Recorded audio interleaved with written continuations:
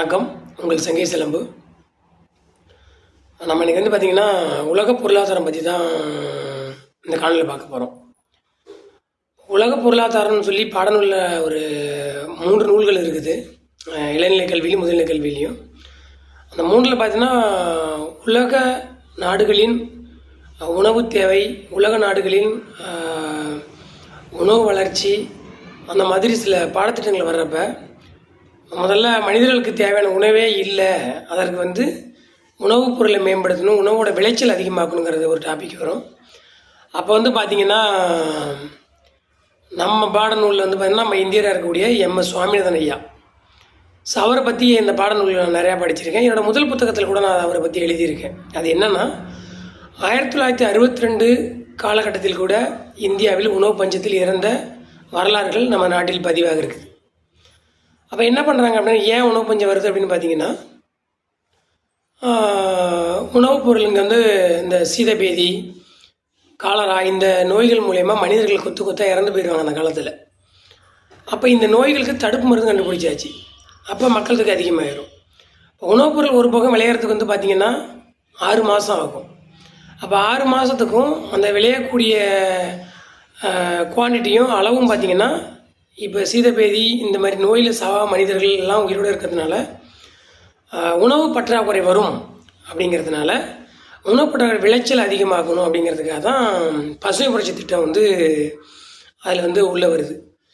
இப்போ அது உலக நாடுகளில் அதை ஏற்றுக்கிடுச்சு. ஏன் அப்படின்னா, ஆமாம், இப்போ மனிதர்கள் இறப்பு குறைஞ்சும் பொழுது மனித எண்ணிக்கை அதிகமாயிரும், உணவு பத்தாது அப்படிங்கிறத எல்லோரும் புரிஞ்சுக்கிறாங்க. ஸோ அப்போ தான் ஐயா MS சாமிநாதன் என்ன பண்ணாங்க அப்படின்னா, நைட்ரஜனுங்கிற ஒரு சத்தை கொடுத்தோம்னா அதிவேகமாக பயிர்களை வளர வச்சு சீக்கிரமாக அதை விளைய வைக்கலாம், அதிக அளவும் விளைய வைக்கலாங்கிறத கண்டுபிடிக்கிறாங்க. அது வெற்றியாகவும் வருது, வெற்றி அடையுது, உலக நாடுகள் ஏற்றுக்குது அதை. ஸோ இந்தியா, சீனா போன்ற நாடுகள் அதை முதல் ஏற்றுக்குது. ஏன் அப்படின்னா, மக்கள் தொகை அதிகமாக, உலகத்திலேயே அதிக மக்கள் தொகை கொண்ட இந்தியாவும் சீனாவும் தான் அந்த பிரச்சனையை எதிர்கொள்ளுங்கிறதுனால அதை ஏற்றுக்கிறாங்க, உலக நாடுகள் ஏற்றுக்குது. இது பாடநூல் இருக்குது. இதுக்கு பார்த்திங்கன்னா நம்மாழ்வார் ஐயா இதே தீர்வு தான், ஆனால் அவர் வேறு மாதிரி சொல்கிறார். இப்போ இந்த பசுமை புரட்சி திட்டத்தில் நைட்ரஜன் உரங்கள் இந்த மாதிரி செயற்கை உரங்கள் வராத காலகட்டத்திலேயே ஒரு ஏக்கருக்கு 5 டன் நெல், கோதுமை இந்தியாவில் விளைஞ்சதாக சில அறிக்கைகளை கொடுக்குறாங்க. ஆனால் அது எல்லா இடத்துலையும் விளைஞ்சதானா இல்லை. அது ஓரளவுக்கு விவசாயத்தை பற்றி படித்தவங்க, தெரிஞ்சவங்க, வளமான இடங்கள்லாம் இருக்குன்னு நான் நினைக்கிறேன். அப்போ பார்த்தீங்கன்னா 2 பேருமே நம்ம 2 பேர் பற்றி படிக்கிறப்போ ஒரு இடத்த முரண்படுறோம். அந்த முரண்பாடு என்னன்னு பார்த்தீங்கன்னா, இமிடியேட்டாக ஒரு பிரச்சனைக்கு தீருங்கிறதுனால MS சுவாமிநாதன் ஐயா உலகமே ஏற்றுக்குது. அது சரியான முறை இல்லை, அந்த உணவு முறையால் மனிதருக்கு நோய் வரும்னு சொல்லி நம்மாழ்வார் சொல்கிறாரு. ஸோ அந்த 2 பேருமே ஒரு இடத்துல நம்ம மையப்புள்ளி வச்சு பார்க்கும்போது MS சுவாமிநாதன் ஐயா அதை ஏற்றுக்கிட்டதாகவும் நம்ம ஒரு இடத்துல தகவலாக சேகரிச்சு, என்னென்னா நம்ம அதிக உரம் போட்டு விளைய வைக்கிறது பிற்காலத்தில் நமக்கு மனிதர்களுக்கு விளைவுகளை உண்டாக்குது.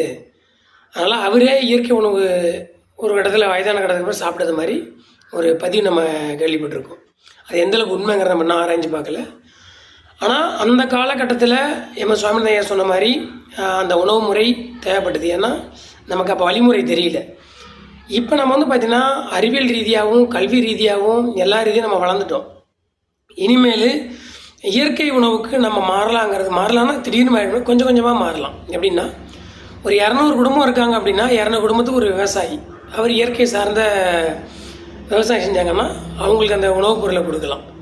ஸோ இந்த மாதிரி படித்த நாமெல்லாம் அரசாங்கத்தை எதிர்பார்க்காம நமக்குள்ளே ஒரு கட்டமைப்பு வச்சு ஒரு குழுவாக இருந்து செஞ்சுக்கிறது நமக்கு எதிர்கால சந்ததிக்கும் நல்ல ஒரு வாழ்வாதாரத்தையும் கொடுக்கும். நம்ம வாழ்க்கை அதிகமாக வாழ்கிறதுக்கான காலகட்டத்தை நிர்ணயிக்குங்கிறது என்னோடய முடிவு. இதை பற்றி உங்களோட தகவல் ஏதாவது இருந்ததுன்னா என்னோடய கமெண்டில் பதிவு பண்ணுங்கள். நன்றி.